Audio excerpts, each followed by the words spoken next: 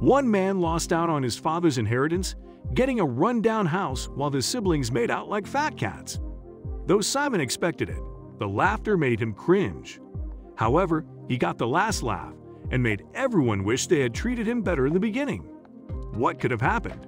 Before we start, can we get this video to 1,000 likes? Please hit the like button and subscribe to the channel. Simon was 54 years old when his father passed away and showed up to the family gathering to learn about his dad's inheritance. Everyone looked at him with contempt, but he was determined to walk away with something because his siblings had enough. Once Simon got to the house, he didn't know how to start. Everything was a mess, so he went to his old bedroom. Immediately, he asked himself, will it be there? After searching for a moment, he found what he had hoped to see, and it was just what he needed. Simon was the youngest in his family and had one sister and two brothers. His father was a CEO of a large company. He lived wealthily and had a good home life. His sister and brothers were nice to him because he was the cute one everyone loved. Everything changed when he turned 8 years old and his mother passed away. After Simon's mom passed away, his father changed. He could no longer stand his son, but Simon couldn't figure out why. His mother's funeral was beautiful. In fact, he was the only child out of 4 who didn't get a new outfit for his mom's celebration of life. Overall, his dad refused to buy him a new outfit, even though there was more money. The odd behavior continued. Everyone was allowed to go to college except for Simon. His father made up excuses and then made Simon feel like the bad guy for asking why he couldn't go. Since Simon couldn't go to college, his job didn't pay as well as those of his siblings. They all had degrees and became doctors and lawyers. However, he was poor because his dad said they couldn't afford to send him for formal training. It was crazy. While his brothers and sister lived well, and his dad took care of everything, he had trouble putting food on his table and paying the bills. He wasn't jealous of his siblings, but he wondered why he was excluded since they had been a family long before. Simon lived on a small farm, and his dad only visited once per year. Simon had a beautiful wife and 2 children that he adored above all else. Over time, his dad got sick and passed away. It was no surprise to Simon that he was the last person to know, but he wasn't sad. His father had treated him horribly after his mother died. Simon and his wife attended his dad's funeral. Afterward, his brothers and sister invited him to discuss the old man's inheritance. He was surprised by this because he didn't expect them to share or give if they didn't have to. When Simon showed up to the inheritance meeting, the atmosphere turned sour. Clearly, his sister and brothers thought he was nothing and hadn't expected him to be there. They'd split everything between themselves, leaving the old holiday home for Simon.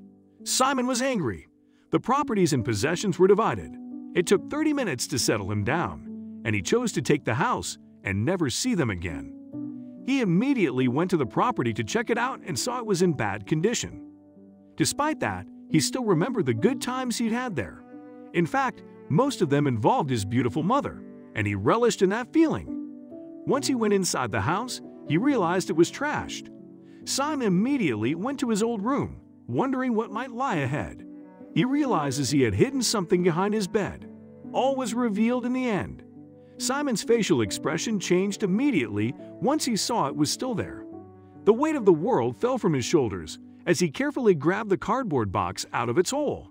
However, something happened before he could open it to check. Simon heard loud knocking on the door and wondered if his siblings had changed their minds.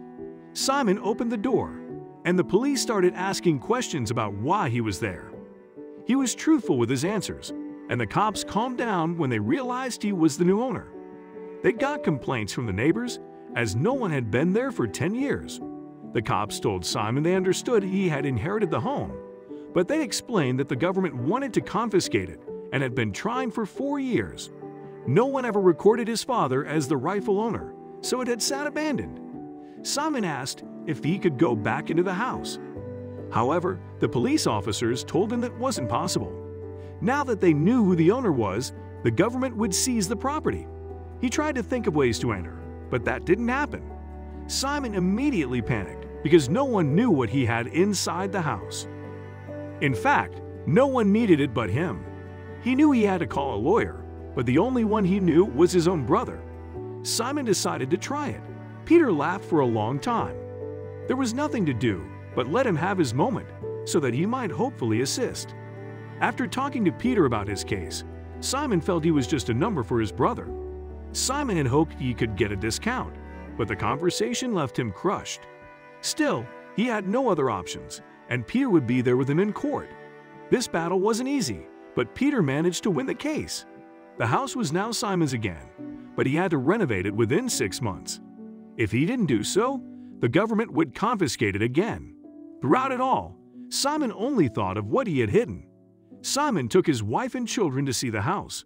His wife was confused, but he tried to tell her things were improving. Still, she stressed about the legal fees and the idea of paying for major renovations.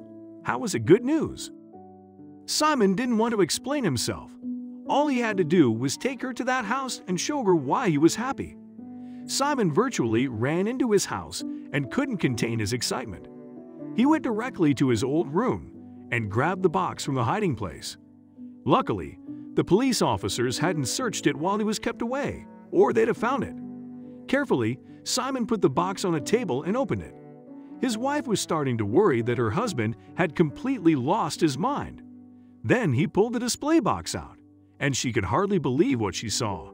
He pulled out 4 Rolex watches, and even she recognized them for what they were, even though she didn't know much about them.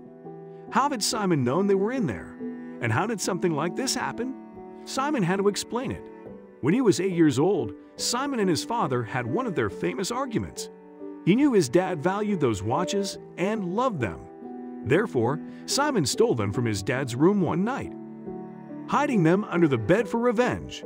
He had planned to give the watches back a few days later, but his father called the police and reported them stolen the next day. It became a huge deal, and Simon was too scared to say he'd taken them as a prank.